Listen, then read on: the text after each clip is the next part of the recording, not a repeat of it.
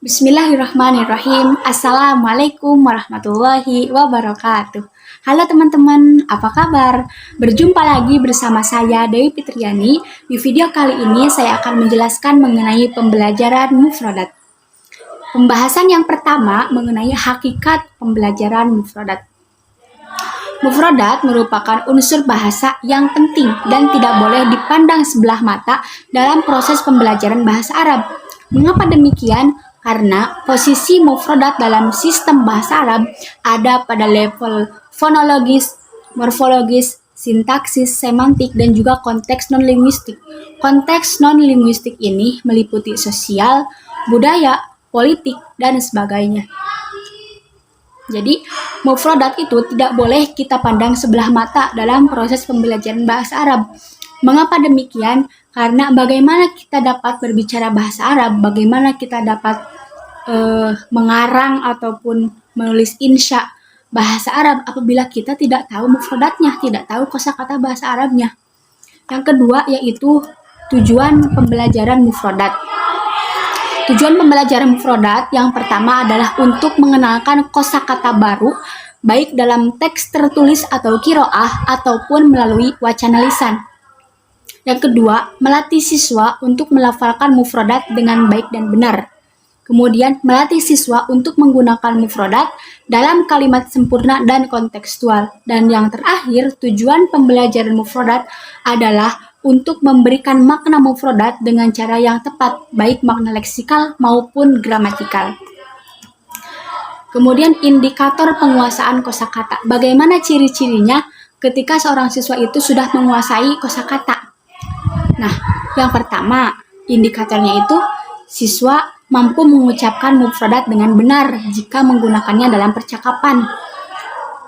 Nah, jadi tidak salah harokatnya, tidak salah pengucapan hurufnya. Nah, itu merupakan salah satu ciri, salah satu indikator yang dapat kita gunakan untuk mengetahui sejauh mana penguasaan mufradat di diri siswa.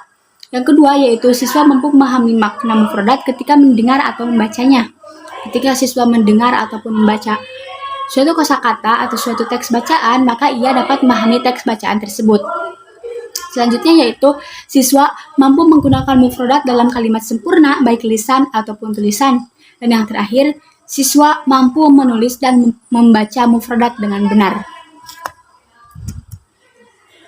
Adapun media yang digunakan dalam pembelajaran mufradat dapat berupa gambar ataupun benda untuk menunjukkan makna mufradat. Nah, teknik pembelajaran mufradat ini ada beberapa macam teman-teman. Yang pertama, menyertakan benda atau barang yang dimaksud. Ketika seorang guru mengajar mufradat, guru bisa menyertakan benda atau barang yang dimaksud. Misalnya, guru akan mengajarkan mufradat mengenai al-adawatul madrasiyah, peralatan sekolah. Berarti guru bisa membawa buku, membawa pulpen, membawa penghapus, dan lain-lain. Jika benda itu memang memungkinkan untuk dibawa. Nah, yang kedua, jika benda itu tidak memungkinkan untuk dibawa ke dalam kelas, guru bisa menggunakan apa? Menggunakan gambar. Nah, misalnya guru mengajarkan mufradat hewan, dan di antaranya itu ada gajah. Masa iya gajah harus guru bawa ke dalam kelas? Nah, sebagai penggantinya, guru bisa menunjukkan gambar gajah. Yang ketiga, melalui gerakan. Gerakan ini digunakan ketika guru mengajarkan mufradat mengenai kata kerja atau fiil. Misalnya, guru itu mengajarkan tentang menulis, maka guru bisa memperagakannya, menulis, ataupun membaca. Yang keempat, konteks. Dan yang kelima, sinonim. Ketika guru mengajarkan mufradat, ia bisa menggunakan sinonimnya. Misalnya, yastaiqidhu. Mal muradif min yastaiqidhu, muradifnya itu yaqumu. Kemudian yang selanjutnya yaitu antonim. Ketika guru ingin menunjukkan atau menyebutkan mufradat mengenai sogirun, maka ia menyebutkan kabirun. Mal mudhad min kabirun sagirun. Yang ketujuh, definisi. Ketika guru ingin menyebutkan mufradat sekolah, maka guru bisa mendefinisikan sekolah tersebut, atau guru bisa menyebutkannya tempat yang digunakan untuk proses belajar mengajar, hiya madrasatun.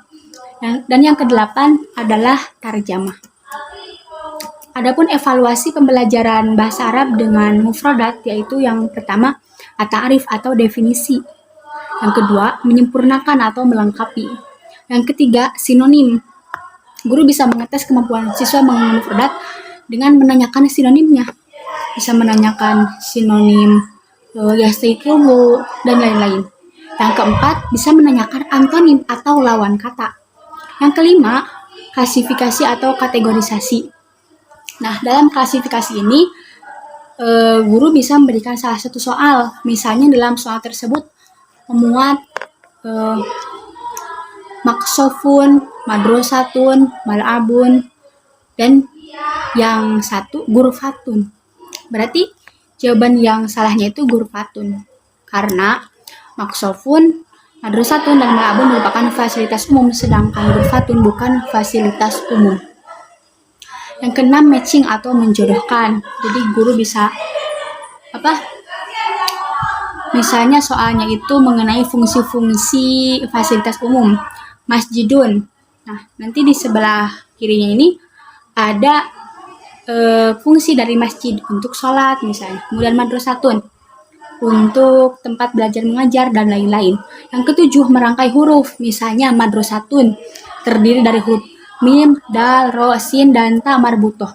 Yang diacak huruf tersebut, maka guru minta siswa untuk menyusun huruf-huruf acak tersebut, huruf hijaiyah yang acak tersebut menjadi sebuah kalimat sempurna.